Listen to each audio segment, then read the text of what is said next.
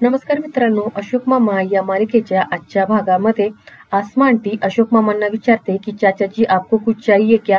तर अशोक मामा म्हणतात नाही नाही मला काही नकोय आणि तुमचे फार आभार, तुम्ही मुलांसाठी इथे थांबलात. तर आसमा आंटी म्हणते की आता असं कळाल्यावरती मी थांबणारच ना, मी त्यांची शेजारीनच आहे आणि तसंही पल्लवी ही माझी खूप चांगली मैत्रीण होती. पुढे आसमा आंटी म्हणते की चाचाजी मैं आज रात के लिए यहाँ पे रुकू क्या? तर अशोक मामा म्हणतात की नाही नको, त्याची काही गरज नाहीये, फक्त त्या मुलांच्या आजी आजोबांना तेवढं फक्त सांगा. तर आसमा आंटी म्हणते की हो मी सांगते. पुढे अशोक मामा म्हणतात आणि ती पल्लवीची जी बहीण होती ना तिला पण सांगा. तर आसमा आंटी म्हणते की तिचा माझ्याकडे काही कॉन्टॅक्ट नाहीये, पण काही काळजी करू नका, मी पाहते. तेवढ्यात आसमा आंटीला पोलीस स्टेशन मधून फोन येतो. तर आसमा आंटी पुढे अशोक मामांना म्हणते की चाचाजी पोलीस स्टेशन मधून फोन होता, बॉडी आयडेंटिफिकेशन साठी बोलवलेली आहे. अशोक मामा म्हणतात ठीक आहे मग मी जातो. तर आसमा आंटी म्हणते की तुम्ही जाऊ नका, मी माझ्या शोहरला पाठवते. तर अशोक मामा म्हणतात अहो तो माझा मुलगा आहे, ती माझी सून आहे, मी त्यांच्या शेवटच्या क्षणापर्यंत सोबत राहणार आहे, मीच जाऊन येतो. तर आसमा आंटी म्हणते की आप अकेले मत जाओ, मी येते तुमच्या सोबत. तर अशोक मामा म्हणतात की नाही नाही मी जातो, तुम्ही फक्त इथं मुलांकडे तेवढं लक्ष ठेवा.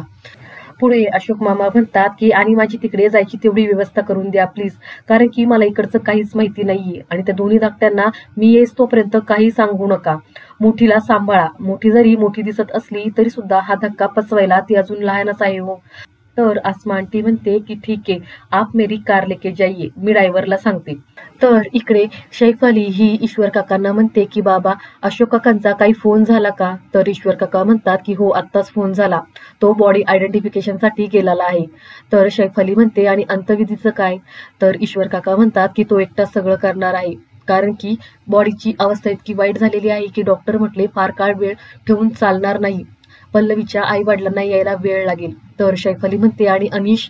तर ईश्वर काका म्हणतात की त्याला सुद्धा यायला उशीर लागणार आहे. सैफ अली म्हणते की अशोक काका एवढं सगळं एकटेच कसे करणार आहेत?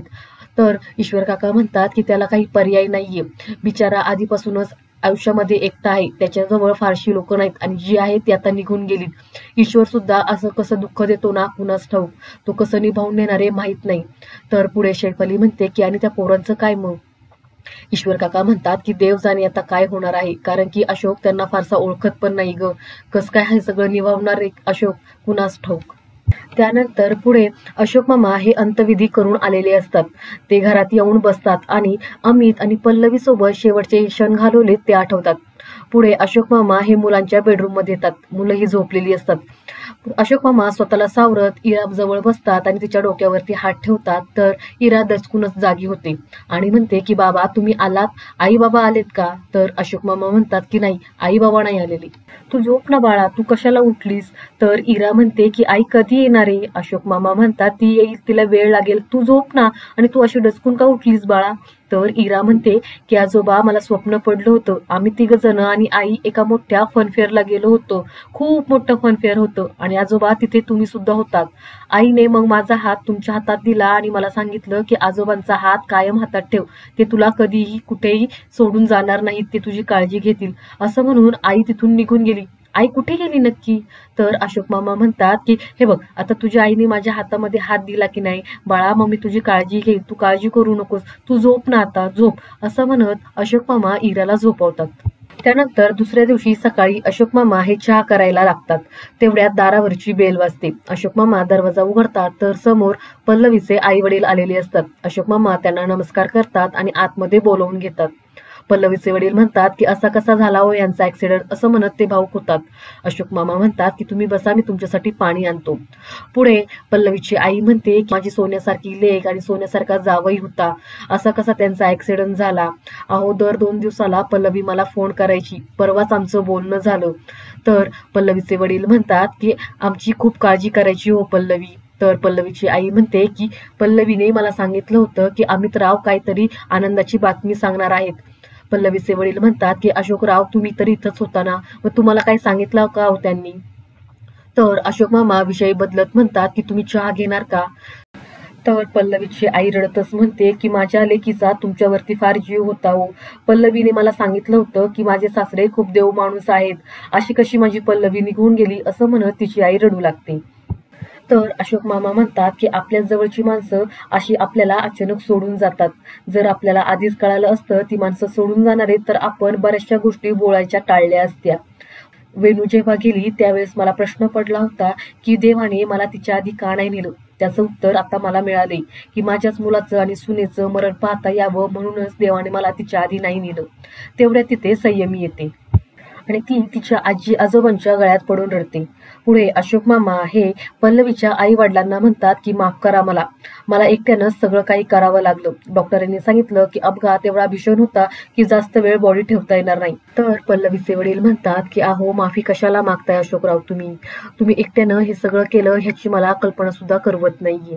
तर अशोक मामा म्हणतात अहो एकट्याचं काय घेऊन बसलायत, एकटेपणा हा तर माझ्या पाचीलाच पुजलेला आहे. काहींना शाप असतो एकटेपणाचा, तो शाप मला आहे. पुढे अशोक मामा म्हणतात आणि तुमची ती धाकटी कुठे. तर पल्लवीची आई म्हणते कोण भैरवी ना, अहो आम्ही तिला खूप फोन ट्राय करतोय पण ती फोन उचलतच नाहीये. माझ्या पल्लवीच्या अगदी विरुद्ध आहे ही भैरवी. तर अशोक मामा म्हणतात की तिला यातलं काही कळालं नसेल ना अजून. तर पल्लवीची आई म्हणते की हो तिला काहीच माहित नसणार आहे याबाबत. पुढे अशोक मामा म्हणतात बरं तुम्ही थोडंसं आराम करा, मी तोपर्यंत तुमच्यासाठी चहा घेऊन येतो. तर पल्लवीची आई म्हणते की भाऊजी तुम्ही बसा, मी चहा करून आणते. अशोक मामा म्हणतात नाही नाही, तुम्ही आत्ताच आला आहात, तुम्ही बसा, मी करून आणतो. नाहीतर पल्लवीच्या घरात येऊन मी तुम्हाला कामाला लावलं असं होईल. तुम्ही बसा, चहा झाला की मी तुम्हाला बोलवतो. तर आतमध्ये आल्यावरती पल्लवीची आई म्हणते की ही भैरवी पण ना, हिला इतका वेळा आपण फोन लावतोय पण ही मात्र फोन उचलतच नाहीये. अशोकराव म्हणतात नाही बेजबाबदार आहे, ते काय उगाचच नाही, ते खरंच आहे. पुढे तिची आई म्हणते की आपण हिचे सच्चे आईबाप असून आपल्याला आधार द्यायचा सोडून या मुलीचा तपास नाहीये. तर पल्लवीचे वडील म्हणतात की मीना तू जास्त काळजी करू नकोस, हे घे पाणी पी. तर पल्लवीची आई म्हणते अहो काय म्हणताय काळजी करू नको, माझी एक मुलगी गेली, आता दुसरीला काय झालं असेल तर. तर पल्लवीचे वडील म्हणतात की तू असं काही बोलू नकोस मीना, थांब मी परत एकदा भैरवीला फोन लावतो. तर भैरवीचा फोन हा नॉट रिचेबल येतो. तर पल्लवीची आई म्हणते की आपण त्या रॉजरला फोन करायचा का. तर पल्लवीचे वडील म्हणतात की अजिबात नाही, या एकतर ते दोघं जण कॉन्टॅक्टमध्ये आहेत का नाही आपल्याला काही माहित नाही, उगाच कशाला त्यांना फोन करायचा, मला काही त्यांच्यासोबत बोलायचं नाहीये. तर पल्लवीची आई म्हणते तुम्ही बास करा हो आता, प्लीज सांगा ना तुम्ही मला की आपण त्या रॉजरला फोन करायचा का. तर पल्लवीचे वडील म्हणतात की थांब मी पुन्हा एकदा भैरवीला फोन लावतो, असं म्हणत ते भैरवीला फोन लावतात. त्यानंतर पुढे ईशान हा डोळे चोळतच येतो आणि तो म्हणतो की मम्मा मी आज दूध पिणार नाहीये, प्लीज मी उद्या पितो. असं म्हणत तो समोर पाहतो तर त्याचे आजोबा असतात, म्हणजेच अशोक मामा. त्यांना पाहून ईशान म्हणतो की आजोबा तुम्ही, मम्मा कुठे, कधी येणार आहे, किती वेळ झाला ती आलेली नाहीये. तर अशोक मामा ईशानला सांगणार की तुझी आई तेवढ्यात तिथे संयमी येते आणि ती म्हणते की ईशान मी तुला म्हटलं होतं ना की आजोबांना त्रास द्यायचा नाही. तर ईशान म्हणतो अगं मी कुठे त्रास देतोय, मी फक्त एवढंच विचारतोय की मम्मा कुठे गेलेली आहे. तर संयमी म्हणते की मी सांगते तुला, चल माझ्यासोबत. असं म्हणत संयमी ईशानला घेऊन आतमध्ये जाते. आतमध्ये इरा सुद्धा असते. संयमी म्हणते की इरू बस माझ्याजवळ. इरा म्हणते काय झालं. तर ईशान म्हणतो की आपल्याला संयमीताई सांगणार आहे की आपले आई बाबा कुठे आहेत ते. तर इरा म्हणते की आपण त्यांना फोन करूयात ना.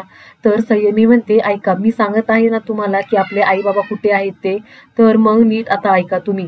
आपण त्या फिल्म पाहतो ना सुपर हिरोच्या. तर ईशान म्हणतो हा हा मला माहितीत त्या. तर संयमी म्हणते बरं ऐक मी काय सांगते ते आता. सुपर हिरोच्या युनिव्हर्समध्ये जसा सुपर हिरो सर्वांना मदत करतो ना, तसंच देव बाप्पा जो असतो ना तो सर्वांना मदत करत असतो. तो स्ट्रॉंग असतो, त्याच्याकडे खूप सारी शक्ती असती. पण आता देवाच्या युनिव्हर्समध्ये काहीतरी प्रॉब्लेम झाला आहे, मग त्याला हेल्पची गरज लागेल ना, त्यासाठीच त्यानं आपल्या आईबाबांना तिकडे बोलवून घेतलेलं आहे. तर इरा म्हणते आपल्याच आईबाबांना का बोलवलं पण. तर संयमी म्हणते की त्यांना माहितीये की इरा आणि ईशान यासारखी भूत आपले आई बाबा सांभाळू शकतात, तर ते कोणता पण प्रॉब्लेम सॉल्व्ह करू शकतात, म्हणून त्यांना बोलवलेलं आहे. तर इरा म्हणते की मग आई बाबा येणार आहेत तरी कधी, कारण की वेणू आजी देवा घरी गेली ती परत कधीच आली नाही. तर ईशान म्हणतो की आय गेस देवाच्या घरी जे कोणी जातं ते परत कधीच येत नाही. असं म्हटल्यावरती इरा रडायलाच लागते आणि ती म्हणते की म्हणजे आपले आई बाबा परत कधीच येणार नाहीत का. तर संयमी त्या दोघांना शांत करत म्हणते की ऐका तुम्ही, आई बाबा हे वेणू आजीला सुद्धा भेटणार आहेत, त्यानंतर ते सगळेजण आपल्याला पण भेटायला येतील, तोपर्यंत तुम्ही काळजी करू नका, मी आहे ना. तर इरा म्हणते मग आपल्याला जेवायला कोण देणार, आपल्याला झोपायला कोण थोपटवणार. तर संयमी म्हणते, मी आहे ना, मी तुम्हाला जेवायला पण देईल, तुम्हाला झोपताना थोपवेल पण आणि तुम्हाला भीती वाटली ना की मी जवळ घेईल. जोपर्यंत आई बाबा येत नाही ना तोपर्यंत मीच तुमची मम्मा. फक्त तुम्ही जास्त मारामारी आणि भांडणं करायची नाही. मी जे सांगेल ते तुम्ही ऐकायचं, चालेल ना? असं म्हणून ती दोघांना जवळ घेते आणि हे सगळं अशोक मामा दारापाठीमागून ऐकत असतात. आणि आजचा हा भाग इथेच संपतो. पुढील भाग पाहण्यासाठी चॅनलला सबस्क्राईब करा. धन्यवाद.